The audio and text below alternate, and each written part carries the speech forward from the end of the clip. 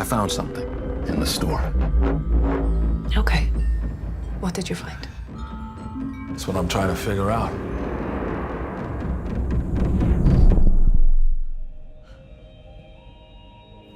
Keep up. It only gets better. Backrooms. What a film to get lost in. Get it? Anyway, yeah, this is probably the biggest movie of the summer so far. Its opening weekend made a stupid amount of money over its $10 million budget. So, oh my God, we're definitely getting more. Thank you, Kane Parsons. There's been a lot of major hype surrounding this movie due to its popularity as a meme and also as the web series, specifically that Kane Parsons has made under Kane Pixels, but so many other videos and ideas, including several different video games around it. It's just ingrained in pop culture. And now it's finally off to be a full-budget Hollywood movie. Not only that, but now is being helmed by the young and incredibly talented director that also created the web series I was talking about. So yeah, it's worth the hype. This is a really great film, but not in the way that you're probably thinking or expecting it to be. So first off, I just want to get this out of the way and give props to the director, Kane Parsons, or Kane Pixels on his YouTube. He is now the youngest director in Hollywood, one of the youngest to have a #1 feature as well, ever, so that's amazing. He isn't the youngest director ever. That actually goes to a Nepalese filmmaker, Sagat Bista, who directed his film Love You Baba at around age 8. Parsons is the youngest director at A24 though, at age 20, and he's now solidified his employment there. I don't really think they get employed by A24, but whatever. While he didn't write Backrooms, Will Sudik did. Parsons' direction is still extremely strong, and he should be very, very proud of this final product. It is very good. I'm very excited to see what he does going forward and what other movies and projects he signs on to. He's got a very proficient career ahead of him, and he's just starting. But hey, it's not a perfect film. Again, it's his first time. It's not going to be perfect. There are some issues here and there that I think occur based on the source material and the change to a feature film format. Before I get into that though, I am of course getting ahead of myself. What the hell is this movie even about? It looks weird and unique, and that can be a little off-putting for people who don't know what the Backrooms are. And yeah, it kind of is weird and unique. That's the point. Backrooms, this particular movie, takes place in the 90s and follows a down-on-his-luck furniture department store salesman struggling in life. His wife kicked him out of the house. He has phantom electric pulses appearing in his store. His therapist is kind of aloof. And he just happens to accidentally find a no-clip into a massive facility through a seemingly solid wall in his store's basement. The space is massive and full of nonsense architecture and furniture and items and seems empty. Except, well, maybe it's not.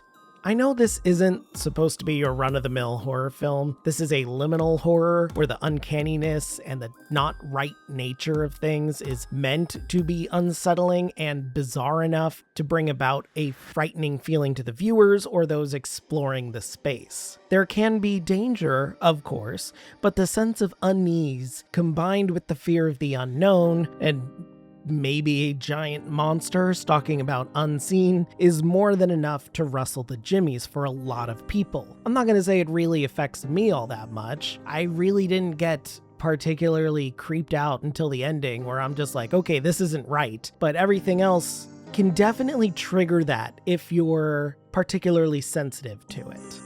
Backrooms has all of that and more, but it is more focused on telling an artsy and intriguing story about its characters. Surprise! This is a character study. It's an art house character study. Sorry to those who expected, I don't know, an action film that was never going to be what this was, but okay.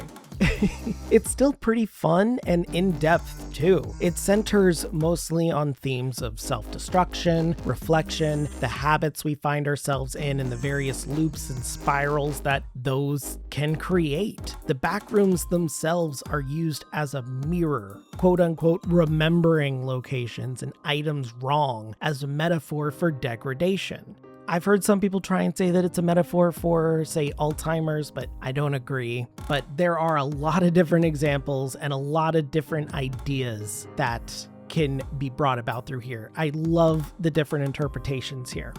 Probably the most interesting aspect of the movie are the repeated flashbacks to the character Mary's trauma and how she carries a memento of that life around with her constantly, while the lead character, Clark, is focused on his own emotions and exploring the backrooms with an almost feverish persistence. Even when it proves dangerous or detrimental, he still pushes forward. There is a lot of exploration into the nature of mystery, and I do love that. I think it's really interesting. The visuals here are astounding as well. These practical sets are so well done and impressively huge and barren. I remember seeing a lot of interviews where the actors were saying they were actively getting lost or they didn't want to be on set alone because it was so big and empty. However, I do think we explored the same couple hallways just a bit too much. There's plenty of new bits that show up fairly often, but you see this opening hallway with a stop sign in it several times, and I don't think we needed to see that much, but there is still a lot of sometimes extremely claustrophobic or just bizarre in general architecture, and I think it all helps add to this overall atmosphere of unease. It's really great that it actually exists practically. I don't think it would have worked if there wasn't some practicality in it, and a lot of it's really interesting. It just helps to see these characters walking about this incredibly strange location that is somehow both too big, yet also too small, or brightly lit, or not lit at all. Don't get me wrong, there are some long stretches of characters just walking around slowly, peering around corners, or slowly exploring the space, but the backrooms themselves are just done really, really well. That half of the fun of the movie is anticipating what the next room is going to hold, if anything, or maybe if there's a hidden door, or a strange tiny door, or a hole, or something. It's brutalist minimalism at its finest. You could almost call the backrooms themselves an actor as well for how much you see of them and how bizarre and unique it comes across. And speaking of acting, these are some ridiculously strong performances as well. Well, at least one of them is.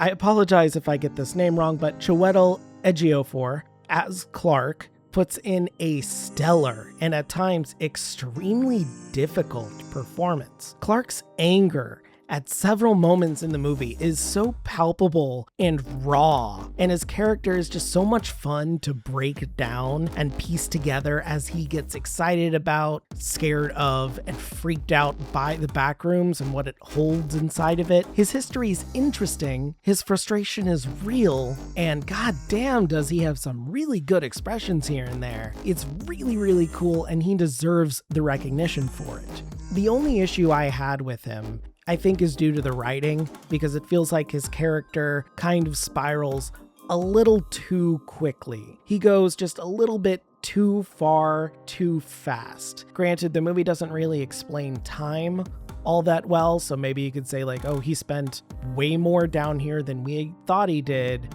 I don't really know. He's just acting more and more unhinged as the movie is going on, but it's still a lot of fun.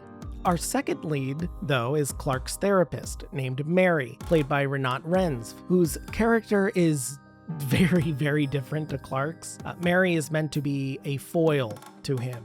He's kind of loud and outspoken. She's very, very quiet. She's extremely stoic most of the time, but flashbacks hint to a background of trauma by her mother, and she has her own obsessions as well. Clark has his, she has her own, and it is very interesting to see all of that explored from a therapist's point of view. I do wish that she had just a little bit more to do, but when she finally enters the Backrooms and starts to explore, I think her character finally starts to shine, and by the end of the movie, she is electric, she's a lot of fun to follow, just a really, really smart character that struggles with showing emotion and is clearly holding a lot deep down, and when it finally comes to the surface, it comes together beautifully. Really fun to watch her and Clark in particular interact. But that's most of the characters, actually. I could throw in Robert Bob Roxy in a surprise role that I won't spoil, but I don't really think I need to go into it. Last time I saw him was in Alien Romulus, surprisingly enough. I could also call out Mark Duplass, but he admittedly barely does anything at all in this film. I think he has maybe 2 minutes of screen time overall, so I can't really say much about him. Go see Creep, I guess. But overall, this movie is very well acted, and there are several visuals I immediately wanted to unpack and try to decipher regarding several characters and the ending, but that's all separate and goes way too into spoilers, so I'll leave that for another time. And of course, I am gushing a lot about this movie, which, I mean, is fair. There is plenty to gush about. This is a very well-made movie with a very interesting story, unique visuals, and has already cemented itself early on as a successful internet meme turned film. Sorry, Slender Man, you didn't make the cut. It is ridiculous that this movie is as good as it is. However, that doesn't mean that it's perfect. It's very good. It does have some flaws. There are a few issues here and there that drag the movie down, probably about a number category for me. The biggest issue overall is that the movie just kind of expects you to have some idea of the history behind the Backrooms going in, specifically to the web series that Kane Parsons does. There are hints to async right at the start, including the logo, but the story barely focuses on the company, like the web series does. But the story barely focuses on the company, unlike the web series. The Backrooms themselves aren't explained, and they shouldn't be. I'm not mad about that. The mystery is the point, but some more explanation of what exactly Async is doing would have been nice, or maybe some more of a background into them. They're really just supplemental material in the movie. They just kind of show up and offer nothing. They're just there. So I don't know, that's kind of annoying. They show up a few times, but they don't really matter at all until the end of the film, and the end of the movie is abstract as well, which is very fitting, but I can see some people getting upset with it. It does set up a potential sequel, but I personally don't think this movie needs one. This is a very self-contained story. I think maybe if we had another Backrooms movie, it would have to follow different characters, maybe at a different point in time, because this story is pretty self-contained. It's pretty finite, and I like that. There was also this really strange moment at about the last quarter mark, right where it starts, where I felt that the movie had sort of lost the plot and was jumping the shark. It just felt a little too ridiculous and like was only being included to haphazardly explain how someone, quote unquote, might be able to live in the Backrooms for a prolonged amount of time, but it just felt too much. It felt unneeded, and I didn't really think it fit the characters. Thankfully, though, that moment was admittedly rather fleeting, and the movie settled into its character study once again, so quick recovery. I do love that. There is just so much to like about this movie in general, and it is so refreshing to have something like this that is able to have such a unique visual style and tie that into liminal horror. We have some liminal horror movies every now and then, but this is the first major one, but I really like that it ties everything together. That, the character drama, and also some first-person found footage horror. Oh my god, I forgot to mention there are found footage segments that are in the same vein as Parsons' web series, and they all look really great. All of the visuals in this movie are fantastic. They're abstract and bizarre, really damn cool, and it's fun to just imagine yourself accidentally no-clipping into this world as well. Frankly, I wish the film was a little longer, or that it explored more random people finding themselves involved and falling through random walls or floors into this expanse. But I think that's just me being greedy and wanting to see more of this strange world brought to life. It's just so cool. I like it a lot. I want to explore it and see what other random things I can find. And I feel like I'm not alone in that. That's just the intrigue of this place. We're naturally curious. We want to explore. There are some wonderfully spooky ideas in here as well, like finding one of your own shirts in a pile of discarded, decaying clothing, or random props halfway sticking out of the floor like they just sunk into it. It's fun. It just makes the entire space feel hostile and unwelcoming, but also somehow that it itches that spot in your brain wanting to explore and discover more, and kind of hinting that, hey, you've been here, which is strange even when you know you haven't. In so doing, you can completely understand Clark's need to explore and map out this space, even when he knows that there is danger. It's just a lot of fun to really visualize yourself in the Backrooms, and I think it really scratches humanity's naturally curious demeanor. But hey, curiosity killed the cat, but this is still fun. Overall, I think this is an astoundingly unique film. It's a great visual overall, and it is very well acted, extremely well directed, and is an awesome time all around. It isn't perfect, few things are, and it does require some patience, thought, and attention, but there is plenty here to see if you care to explore. I am very much looking forward to what else Kane Parsons can do in the future. His career is only just starting, that is obvious. I fully recommend this film, so no clip your way over to a theater now. So ultimately, Backrooms gets an 8.5 out of 10 from me. Hey guys, thanks for sticking around for another one. Oh my god, I'm getting a review out the week of. That's new. I have a review for Obsession in the works as well, which I'm going to try to get together. I'm so busy these past couple weeks and there's so much going on. We also got Amazing Digital Circus this week and Scary Movie next week, or no, also this week. Everything's blending together. I'm gonna try and stay on top of this as best I can because I do have thoughts about Obsession. I liked Obsession. I don't think it's as good as everyone's saying, and I feel like some people are missing the point of that film, or that the joke is kind of going over people's heads, because there is a definite joke. It is a comedy, but it's interesting. We're getting so many good horror movies from YouTubers, and it kind of makes me excited. I have a script ready to go. Who wants to greenlit my project? I'll dive into it. It's 96 pages long. That's feature length. Maybe I'll submit it for a contest or something. Who knows? Anyway, what did you guys think of the Backrooms? Did you like it? Did you want to see more? Did you think it should have been different? Did you like Kane Parsons' web series? Let me know in the comments below. After that, don't forget to like this video, subscribe, ring that bell so you don't miss a video. And yeah, that's it. Have a great day. And if you're not, have a better one. See ya.